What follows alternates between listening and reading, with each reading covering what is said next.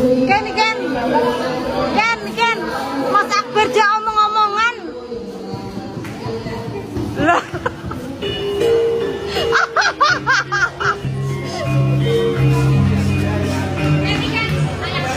Ayang Akbar.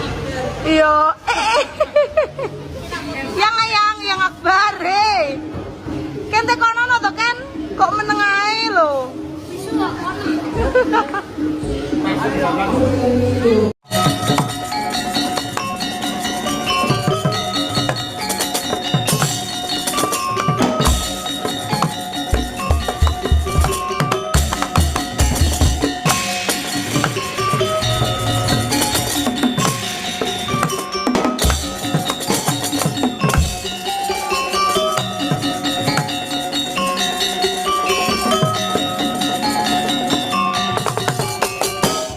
narebek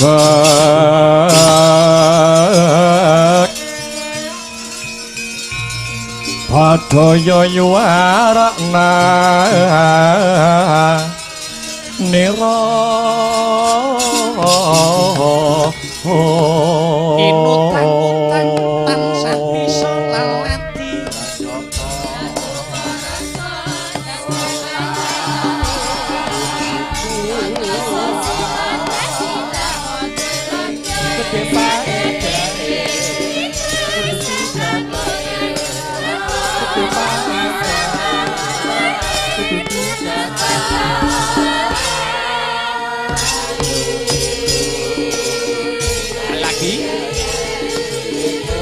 cek sekali lagi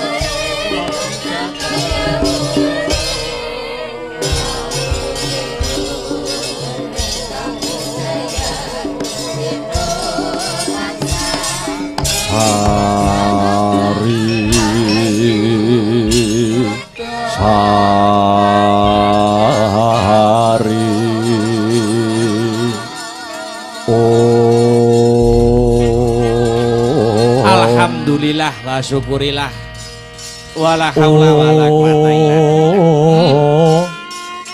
Selamat pagi Mas Gareng. Iya pagi Tru. Selamat pagi Dik Bagong tapi Mas Petro.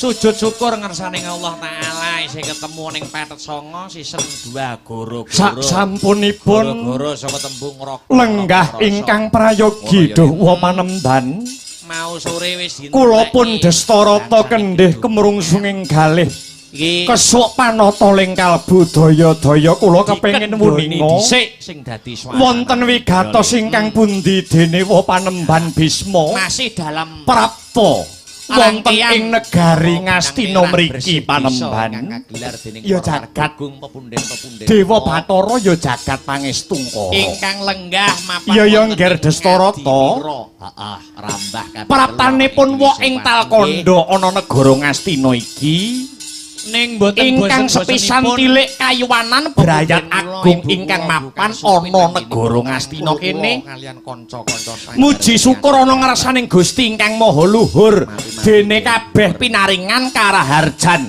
keselamatan kang sarta kebagas warasan lah ndungkap angka 2 iya pun wong ngaturake alam oneng alam kuwi tembung lawas oneng kuwi tegese kangen yo bawa sik awit sawetara candra suwene ora wawan pangandikan kanthi pratitis marang jeneng sira Destarata kelawan putu-putuku sata Kurawa kabeh mentawang Mas Heru lah ndungkap angka 3 pun wa bakal nyatakake pawarta awet miturut kembang rawat-arawat ujare Mbok Bakul Sinambiwara pawarta ingkang binandung ing Karna aku krungu kabar yen to durung suwe iki Ngastina nganakake wisudan Ratu Anyar.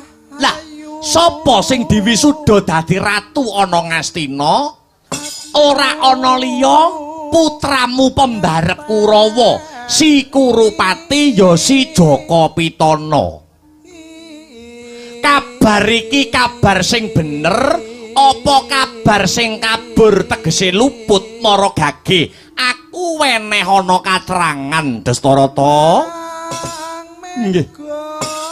Kaluhuran dawuhipun jengandika wa Panembahan Bisma bilih dereng genep sepasar negari Ngastina ngawontenaken wisudan Ratu Anyar. Nun inggih anak kula pun Jaka Pitana ingkang jumeneng ratu mapan wonten ing praja Ngastina. Aladalah dadi kabar kabeh kuwi mau bener. Lakar kaluhuran kados mekaten wa Panembahan. Kosik kaya winalik sing dadi rasaku. Nek miturut aturaning negara yen to Sudarma kuwi seda putra ingkang gumantinata tegese yen bapake wis ora ana anake sing wenang dadi ratu lan ngrenggani kalenggahane kang wis murut ana kasedan jati asmane kang jinempana ing angin tinandi ing awiyat. Mongko Dastarata mongko sejarah kang ana negara Ngastina iki sadurunge Jaka Pitana dadi ratu sing dadi ratu ana kene kuwi adimu Pandhu Dewayana. Ya mung merga kesiku dening Begawan Kimindama duk nalika semana mula ora dawa uripe Pandhu mati enom. Tah yen to nyatane sing dadi ratu kuwi Pandhu kuwi wis seda kudune sing dadi ratu utawa sing mengkoni praja kuwi dudu si Jaka Pitana nanging anake Pandhu Dewayana ya kuwi para Pandhawa. Nah, bab iki sing ndadekake wa pengin weruh. Aku pengin ngerti dasarmu apa, wewatonmu apa. Kowe dititipi negara karo adimu Pandhu Dewayana karo ngenteni dewasane para Pandhawa sing wenang ngrenggani negara Ngastina iki ya mung para Pandhawa. Lah kok iki kowe wis nemtokake pilihan si Jaka Pitana sing mbok dadekke ratu? Iki dasarmu saka ngendi? Dastarata.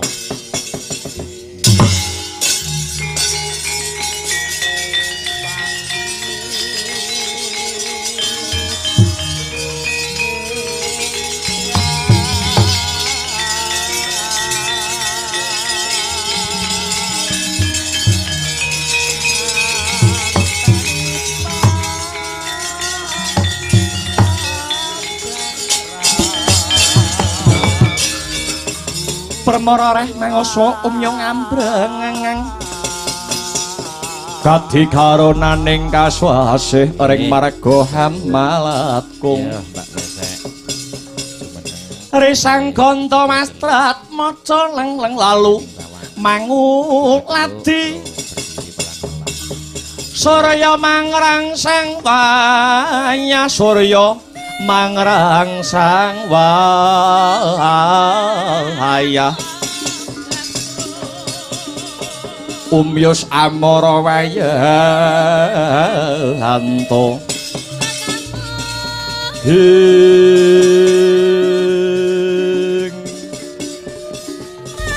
gage pitakonku Wangsulana Dastarata.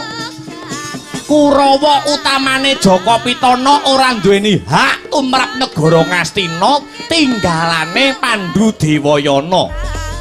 Lah kok dadekke ratu dasarmu saka ngendi? Duh paleh-paleh menapa Panembahan? 1000 lepat pangaksaminipun tartamtu wonten dasar ingkang sarta wewatonipun kula misuda anak kula mbarepun Jaka Pitana. Lah iya babakan kuwi sing tak takokke. Dasarmu apa kok Jaka Pitana sing kok dadekke ratu mapan ana negara Ngastina kene? Panemban. Dasar kula sampun telas pengajeng-ajeng kula tumrap para Pandhawa ingkang sampun sirna utawi tumekeng lalis nalika jaman lakon bale si golo-golo. Lugunipun para Pandhawa badhe dipun paringi kamukten Praja Ngastina.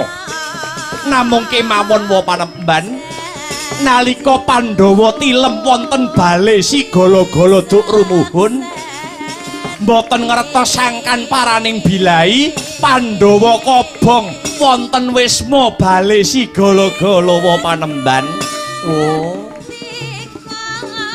Dadi dasarmu iki mung merga Pandhawa mati njur kok panek-panekke tanpa njaluk idi palilah marang para pinisepuh kelebu aku ngono. Kamangka Destarata. Kamangka upama aku gelem dadi ratu, sing dadi ratu ana kene iki aku. Merga aku nglengser kalungguhane Rama Sentanuraja. Merga aku biyen ora mendem kalungguhan, ora mendem kamukten. Wekasane aku dadi pendhita ana ing Talkanda, nyramakake uripku mung kanggo ngibadah ana ngarsaning Gusti Kang Maha Nasa. Lah kok aku ora mbok tareni klebu wong tuamu Yaya biasa ya ora kok tareni, kowe nemtokake dhewe. Aduh. Nyuwun pangapunten Panemban awit wis. Aku saiki tak takon. Lah kok kowe nemtoke Pandhawa wis mati sing kandha karo kowe kuwi sapa? Sing menehi laporan marang kowe kuwi sapa? Jal aku kepengin ngerti. Inggih Panemban. Tawang dados salam pambuka. Gandeng kula menika awit lair sampun caca netra. Tegesipun mripat kula mboten mangertos padanging jagat. Kula mboten weruh secara pribadi kunarpane utawi jasatipun para Pandhawa. Kula namung nampi palaporan. Lah ya, sing lapor sapa Destarata? Mboten sanes. Inggih namung Patih Ngastina Yayi Patih Harya Sengguni. Lah dalah.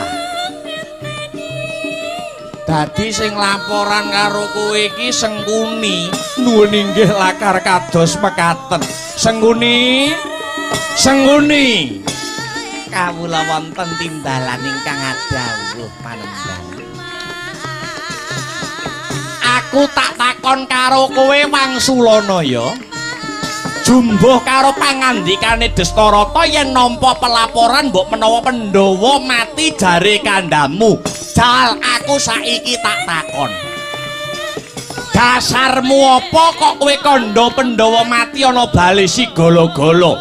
Pandhawa kae kobong ana bale si golo-golo kuwi saklugune isih ana pitakonan Sengguni wonten jawuh.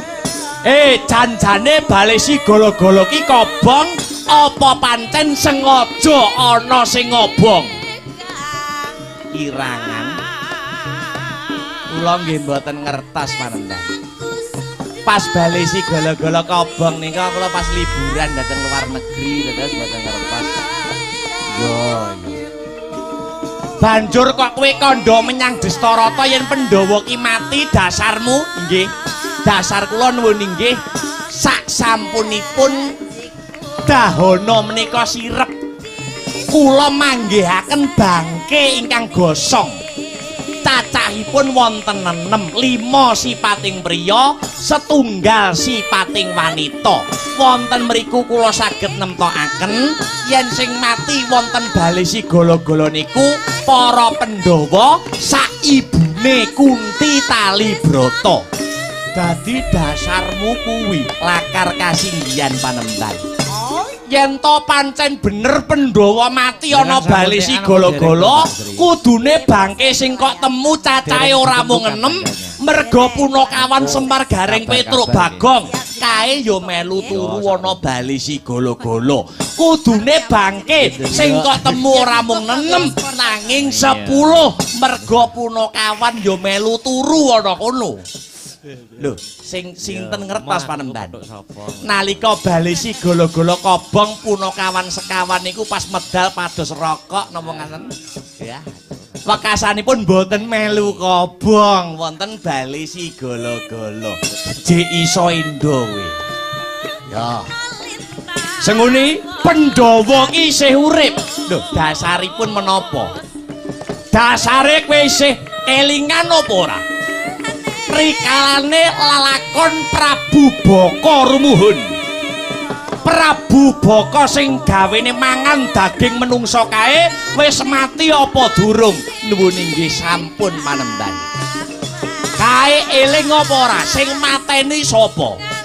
Sing mateni ora ana liya panenggak Pandhawa si Bratasena. Apa maneh nalika jaman lakon Gandamana sayembara. Matur nuwun Mbak Sri. Sapa sing bisa ngalahke Gandamana bakal entuk putri boyongan. Sing bisa ngalahke ora ana liya ya mung si Bratasena. Jajal. Iso bareng-bareng. Yen kowe nemtokake para Pandhawa wis tumeka pati, kowe kuwi kleru, kowe kuwi luput. Ora mung jare sing ngono. Aku wis ketemu dhewe. Aku wis adu arep dhewe kelawan para Pandhawa lan ibune Kunti Talibrata dadi cekak cukupe. Pandhawa sak ibune Kunti Talibrata isih urip durung tumeka pati sing nguni. Duit.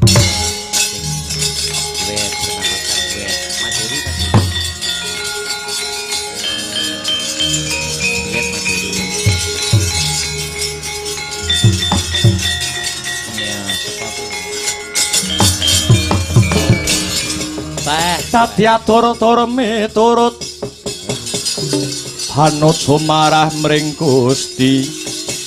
Tapi Mas Hirwi rumah saku nek Dene Sidi miwang utama ketoke kok rada piye ngono. Panindak ing praja adil bejo dadi bandara. Orinara pan mering pro abdi.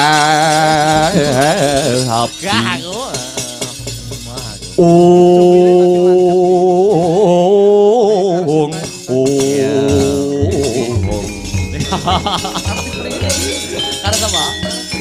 Mangya darajating praja kamuryan musunya uri.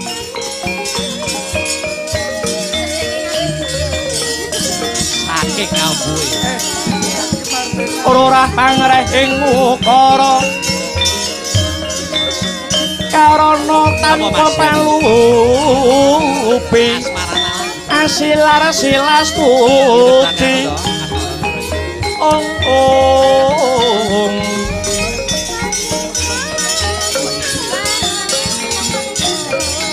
Yo men. Saiki domisili ning Sawangan.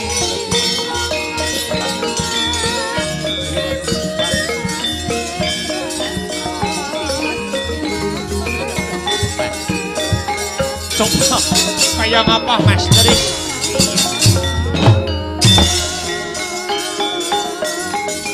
Asmara nala. Asmara cinta nala hati.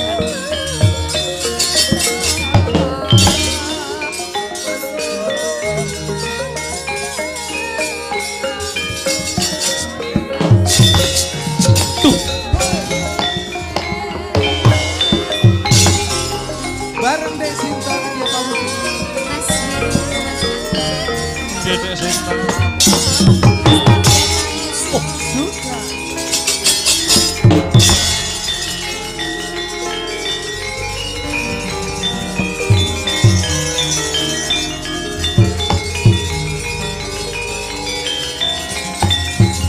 Yuk.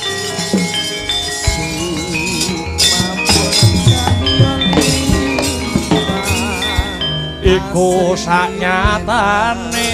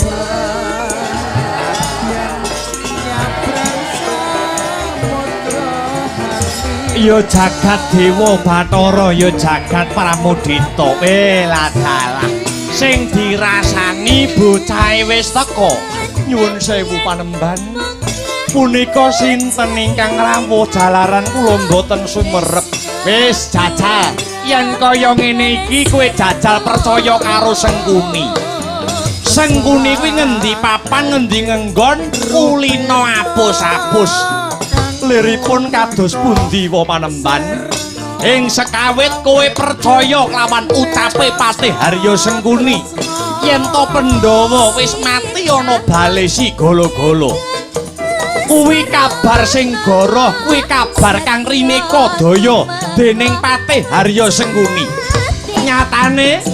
nyatane sak mengko nadyanto kowe ora bisa nyawang kowe isih bisa ngrungokake swarane jare Pandhawa wis mati iki lho panenggak Pandhawa si Bratasena wis ana ngarepku aduh mati aku oh wah Bratasena kowe ning endi aku ning ngarepmu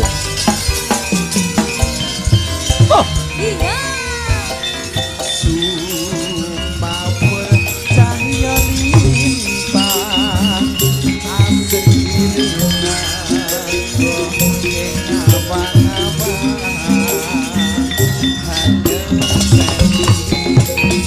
wah jagat dewa Bathara tak kira kowe wis mati ngger awit aku nampa lapore Patih Harya Sengkuni pangestumu Pandhawa isih pinaringan slamet Rahayu Wilujeng oh dewa yen pancen kaya mengkono apa sing diucapake Patih Harya Sengkuni kabeh goro kabeh ngapusi Sengkuni kowe ning endi Sengkuni kula dateng mriki ndredeg kowe iki lek mripatku jerengen gobokmu sawangen Bratasena isih meger-meger urip Pandhawa isih jangkep lima Sengkuni putri yo isih pinaringan panjang yuswa kowe ngapusi karo aku Sengkuni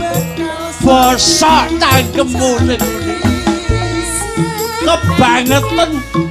kebangetan sing dadi tumindakmu Sengkuni Destarata wis lungguh kang prayoga Destarata mati aku piye iki oh.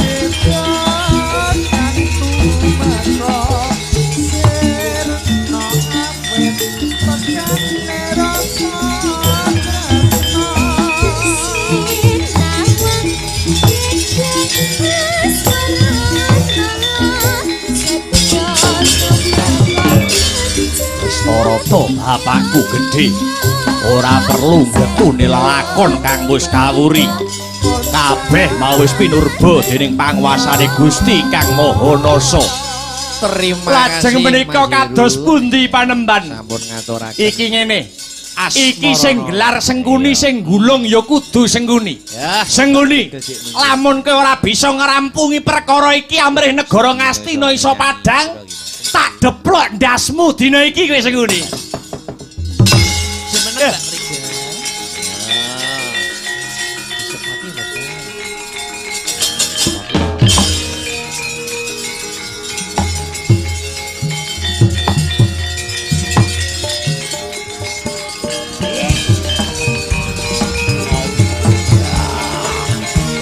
Mbak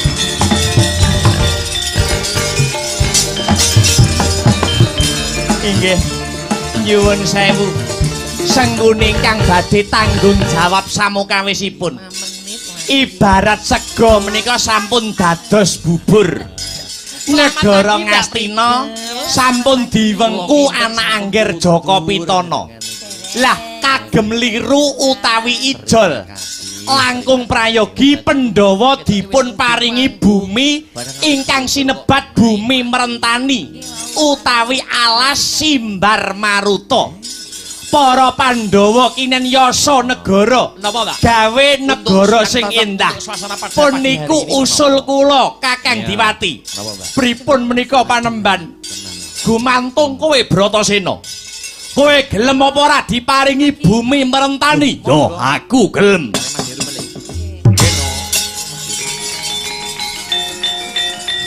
Apa iki?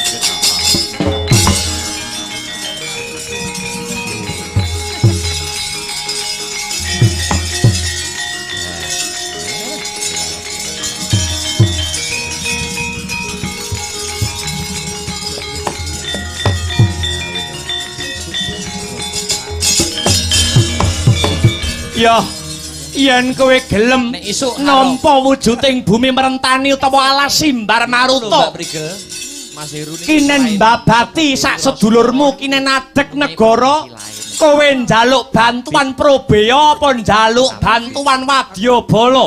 Aku ora njaluk bantuan apa-apa. Sing tak jaluk mung pangestune para pinisepuh. biasane Muga saka donga pangestumu bisa sembodo Kang Jinangka dening para Pandhawa. Katresnan aja ya. Ora sah dadak kesuwen. Dina iki uga aku njaluk pamit lan pangestu. Ya, pangestuku gumraja kaya banyu sedhudha Eyang Talkondo. Bratasena njaluk tambahing pangestu. Arep babat alas merentani kinarya golek kamukten kadang para Pandhawa. Ya, Bratasena, Kurang ajar, Mas. pangestuku tansah lumintu. Muga-muga sembodo Kang Jinangka. Rahayu Kang tinemu, basuki Kang kaesti gagah ingkang jinangkah Bratasena. Gandanya sekar gadung.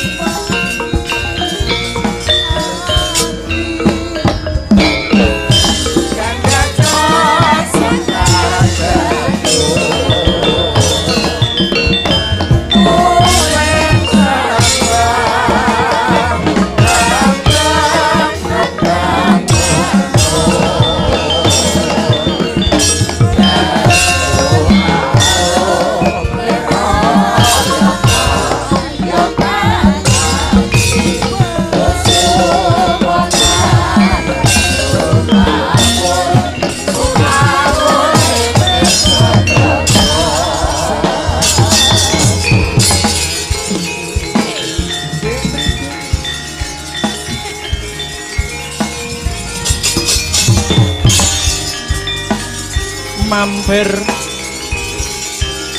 Ganti jalan pendek loh.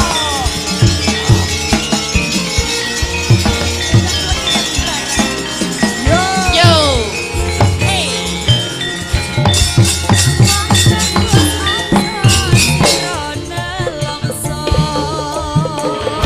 Mampir. Aku teko gendong tresno. Lelangan asmara. Gawe sewu rasa. Sampai hatiku jiwa. Kang mas nangkep hatiku. Aku setia.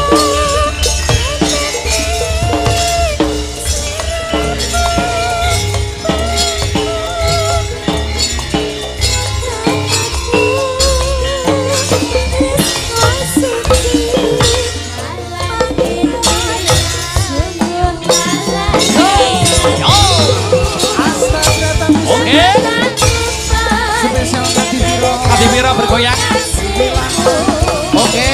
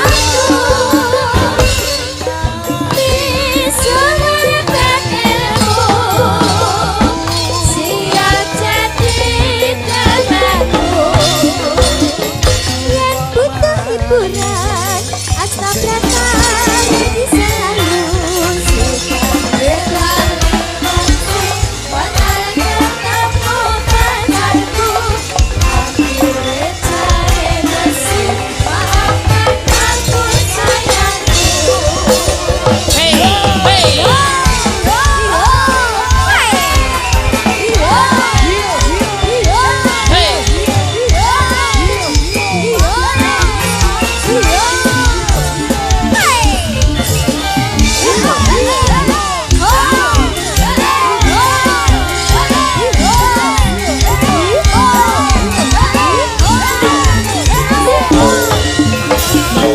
Malam ini sungguh kalah rasaku Semakin cepat ingin bertemu kasihku Aku jangan berkuasa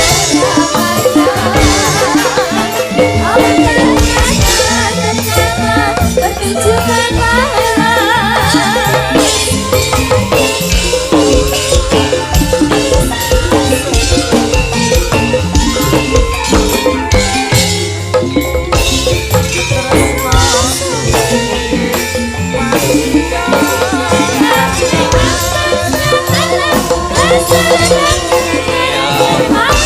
Makasih Mbak Rike, makasih Mas Dino.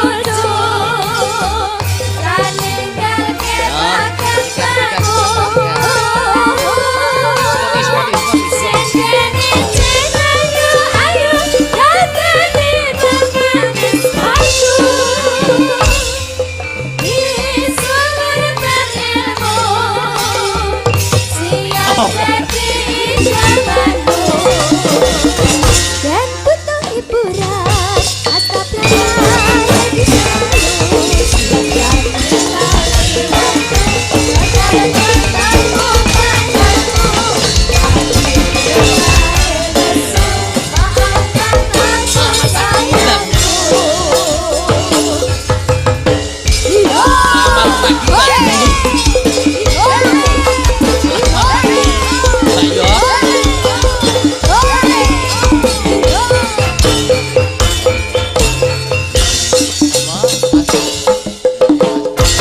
Subhanallah walhamdulillah wala ilaha illallah wallahu akbar. Nduk anakku sing banget ndak tresnani. Limbo, oke. Ana dawuhmu apa yung nimbali karo aku? Gedruk-gedruk. Leren sawetara nganggo unjal ambekan yo nok. Ngono. Perkara lakon babat alas merentani utawa babat Wonomarta, iya. Bisa ditutuke sak rampunge limbukan ning sing luwih wigati. Aku karo kowe ngaturake apa to wigatine awake dhewe sowan tinimbalan. Oh ngono ya, Mak. Nanging sadurunge matur sing akeh-akeh Kang Sarta ngaturake tetembangan Kang Manika warna luwih dhisik. Ora ana tembung kang luwih endah kang kudu diucapake kejaba mung rasa puja lan puji syukur konjuk marang Gusti kang murbeng dumadi Tuhan Yang Maha Esa Allah Subhanahu wa taala Hyang Widiwase. Ngono.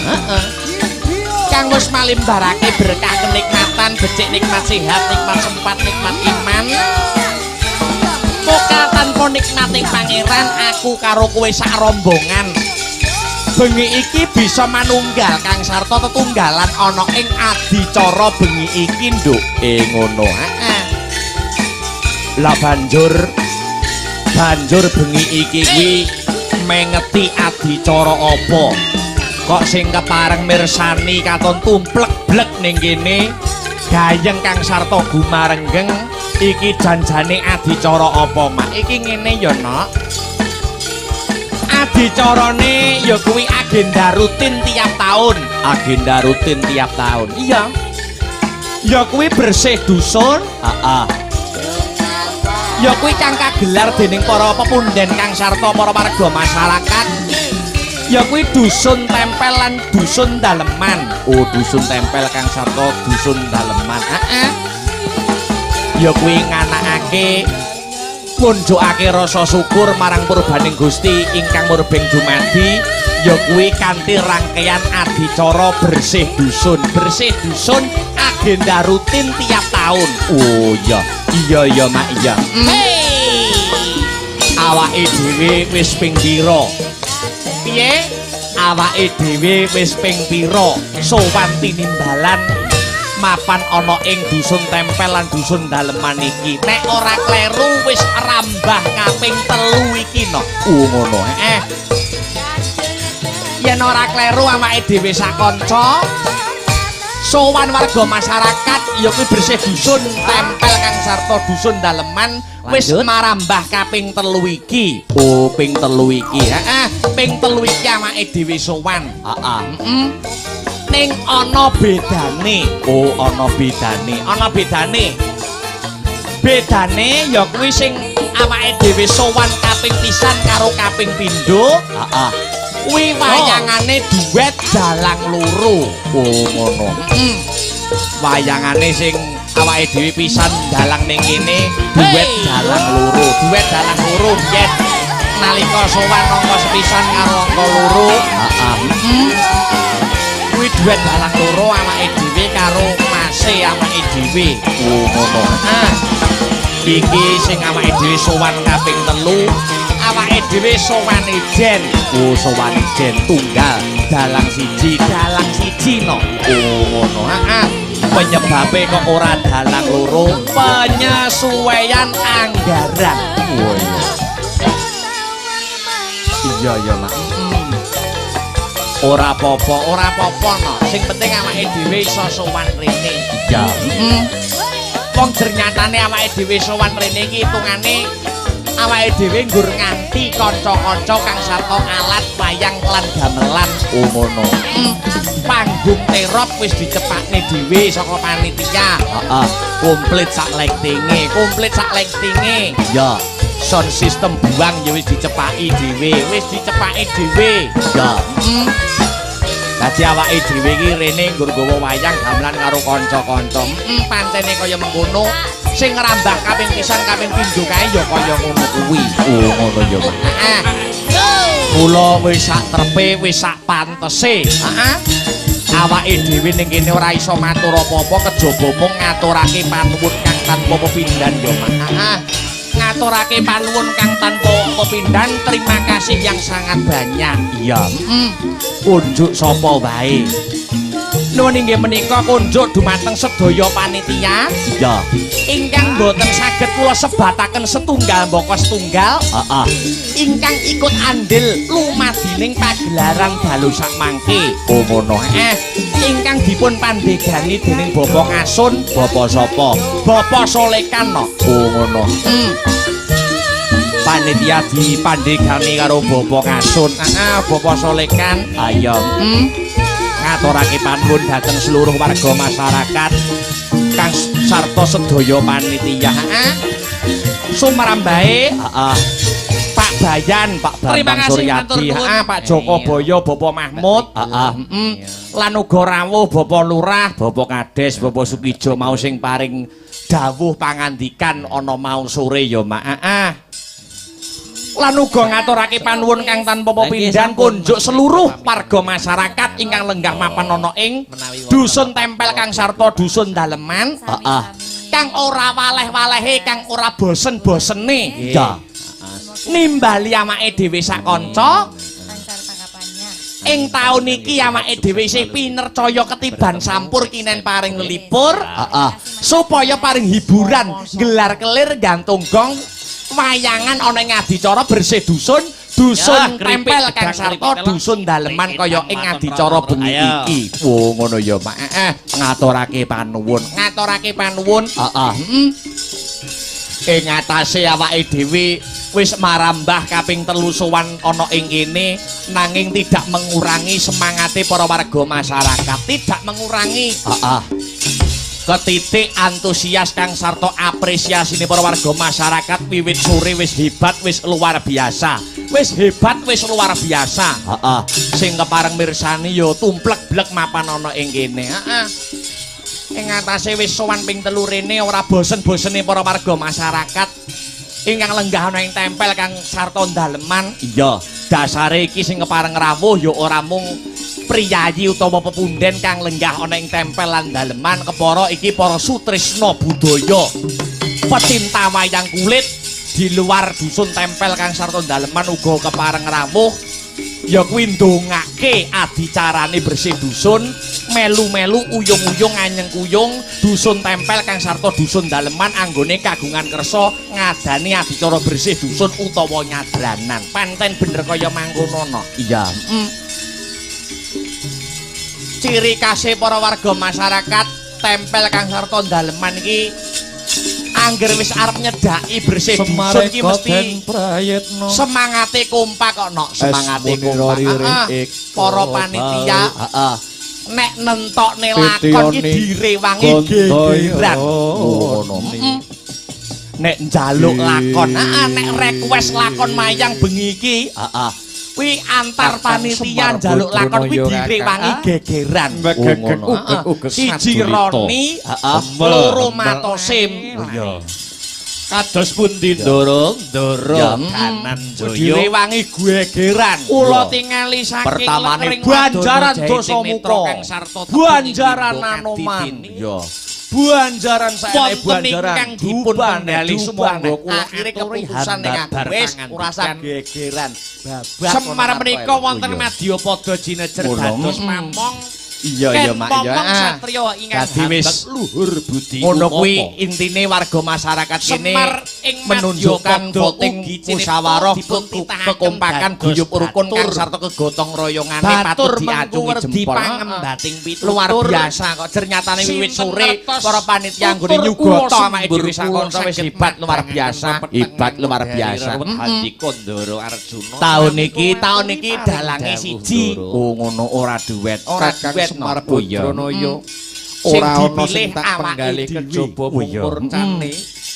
Iya, anakku lanang ya ternyatane para penonton wayang kuwi pasare dhewe-dhewe, penikmate dhewe-dhewe no. Oh iya, senengane dhewe-dhewe. Ora bakal mandhek anggone karo Masku padha-padha dalange, aku karo Mas Badar sing duet taun wingi karo taun winginane neh. Oh iya, padha-padha dalang kuwi ya penikmate dhewe-dhewe.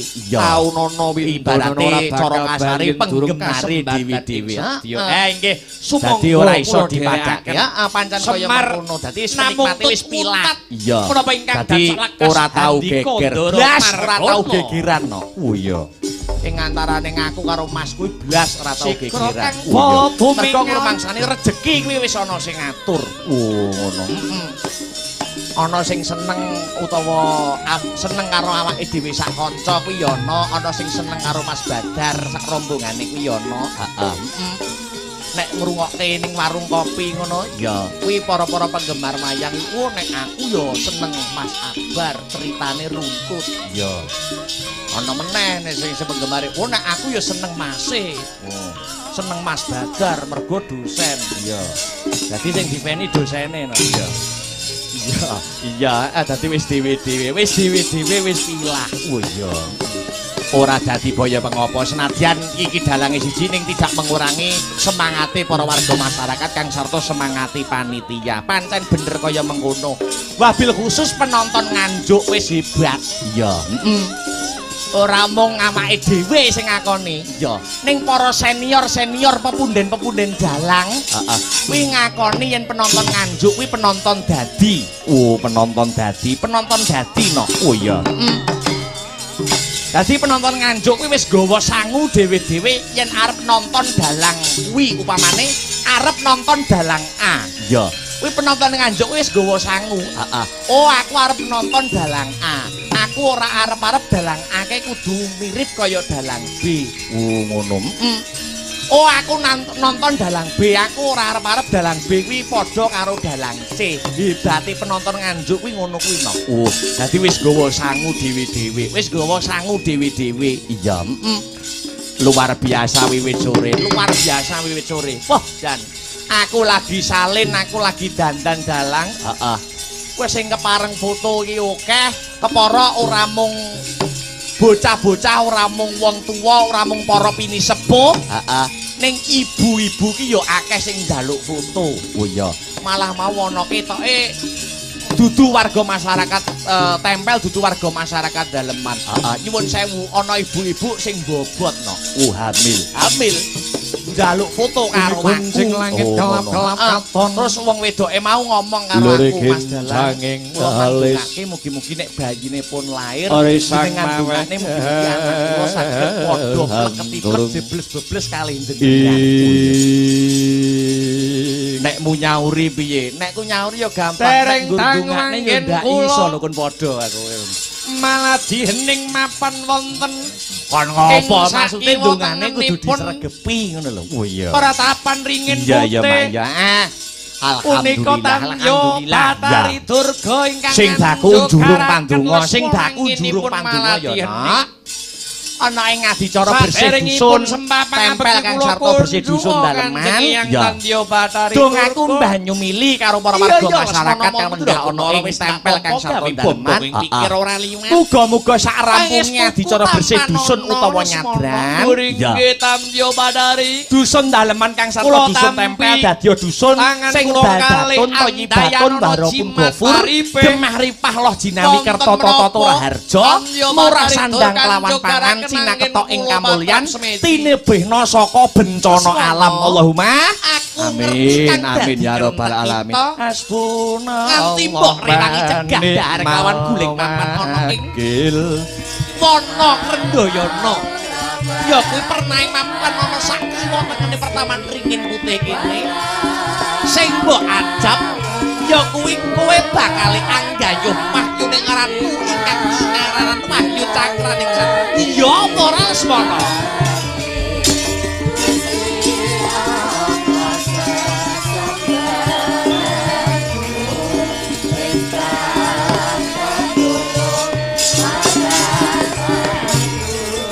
nggih laras menapa ingkang dados dawuh pangandika Paduka Sang Tantya Batari kula mintar saking negara Ngastina boten pamit kalian Kanjeng Rama Kang Sarta Kanjeng Ibu boten wonten ingkang kula gaya kejawi namung wayuning ratu ingkang ingaranan Wahyu Cakraning Ratu dene Paduka Tantya Batari anjogaraken anggen kula maladyening mugi Paduka saged paring sanjata pitulungan tombak kenceng dhateng ing wayah kados pundi caranipun anggen Paduka Tantya Batari saged ambudidaya murih Wayu Ratu saged kula regem Kanjeng Yang ya Lesmana aku bisa budidaya aku bisa ngreka daya supaya Wahyu Cakraning Ratu ing Kanarendran bisa kok gayuh nanging ana tetembungan jer Basuki mawa beya kelakone Panjaka kudu mawa panurbanan menapa beya ingkang ketakuh tembus kadang ora mendalang ya Wahyu bisa kok regep kalamuta besok syarate lamun Lesmana Mandra kumara wis nyawamu bakal dadi madya balaku mapan ana ndandang murid dadi jim sinten riwayakan kepiye kowe sago apa ora Lesmana nggih kula sago benjang nek pun matek sukma kula dados jim setan priprayangan padya para panjenengan kanaya ya pancen bener kaya mangkono kuwi syarat angka 1 wadune syarat angka 2 syarat angka 2 menapa syarat angka 2 ya kuwi aku entuk bocoran saka para dewa lamun to dina samengko kowe bakal bisa nggayuh wujuding mahyune kampung mangke kowe kudu bisa mateni pendhita kang mangasrama mapan ana pertapan ringin putih kene sing peparape Begawan Madubronto nanging sing ati-ati merga Begawan Madubronto lagi didombani para pranakan Pandhawa lamun pranakan Pandhawa wis lena sing dadi kaprayetan lair Kang Sarta batine patenana Begawan Madubronto krana Begawan Madubronto ing dina sakmengko lagi tetugur lagi nindakake tapa brata nalikane tapa brata Ya kuwi Jojon Kris. Jeneng sira Lesmana Mandra Kumara taksangone Kris Kyai Samber Nyawa.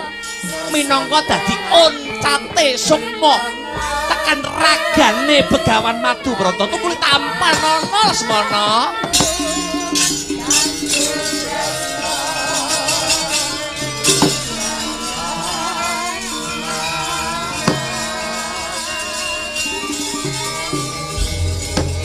Pagelaran bengi iki uga disiarke lumantar channel YouTube Asta Brata Media. Ngono Dadi iki sing kepareng mirsani ora mung penonton kang ana lokasi, ora mbok dasare sing ana lokasi ya wis ora muat to sing karepe Begawan Madubrata. Iki uga dipirsani lumantar channel YouTube Asta Brata Media.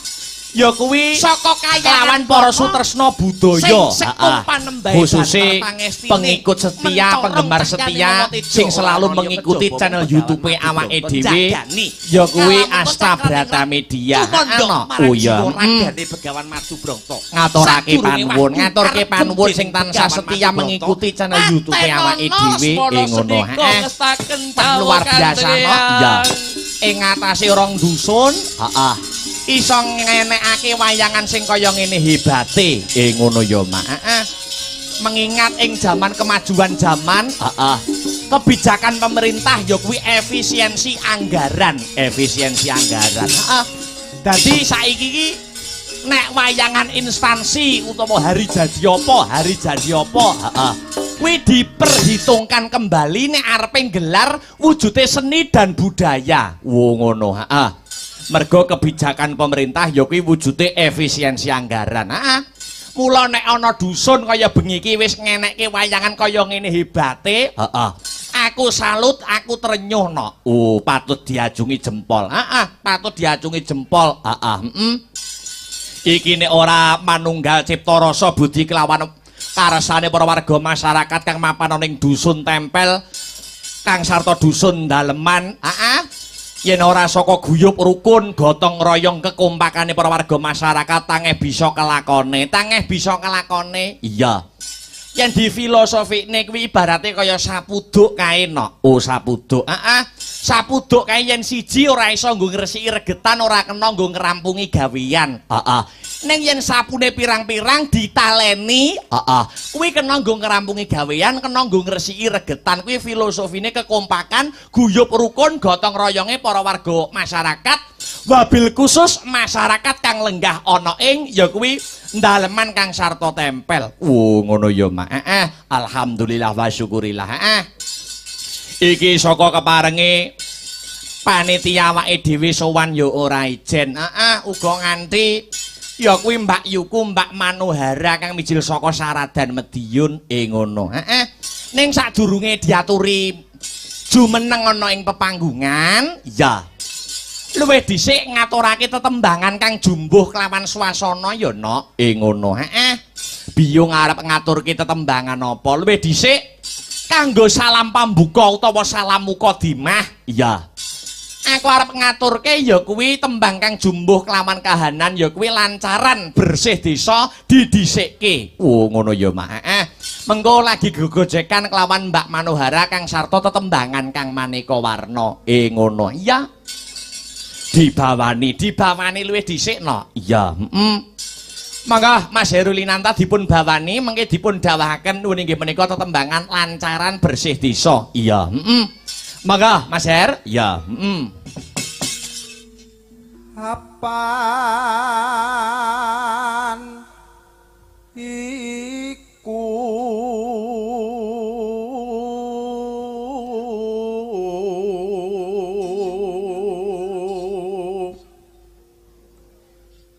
dadi kewajiban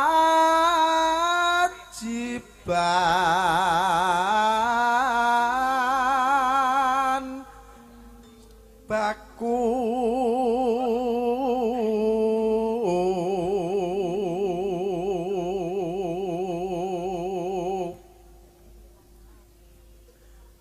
ayo bersih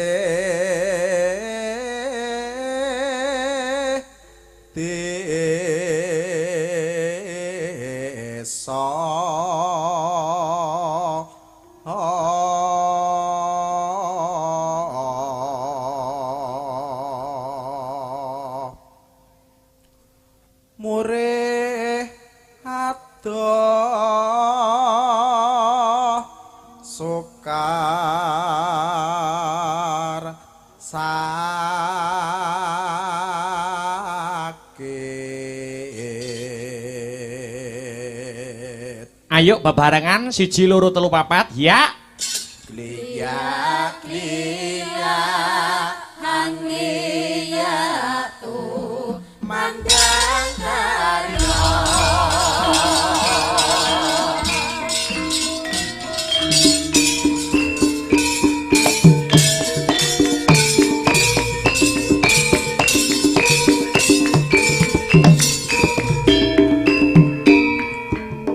Monggo.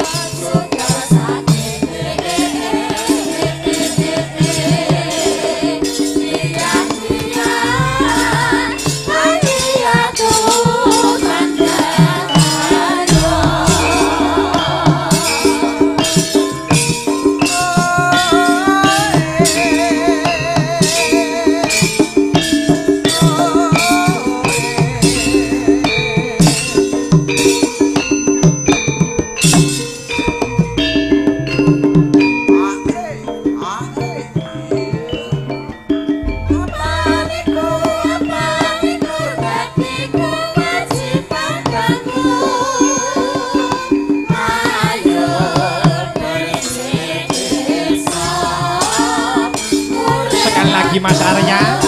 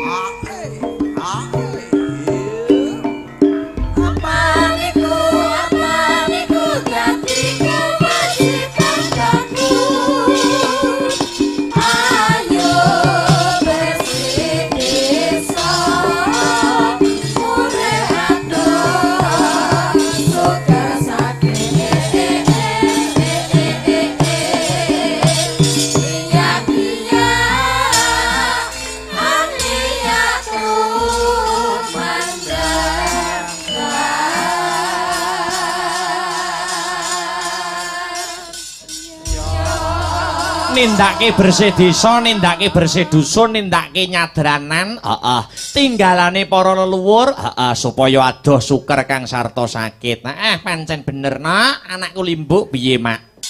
Iki sing dianti-anti kudu dadi bukti, sing diantu-antu kudu lumaku. Saka keparengi panitia, iki keparengan Mbak Manuhara. Oh ngono ditanjakke, Nok. Malik sarung Mas Adya.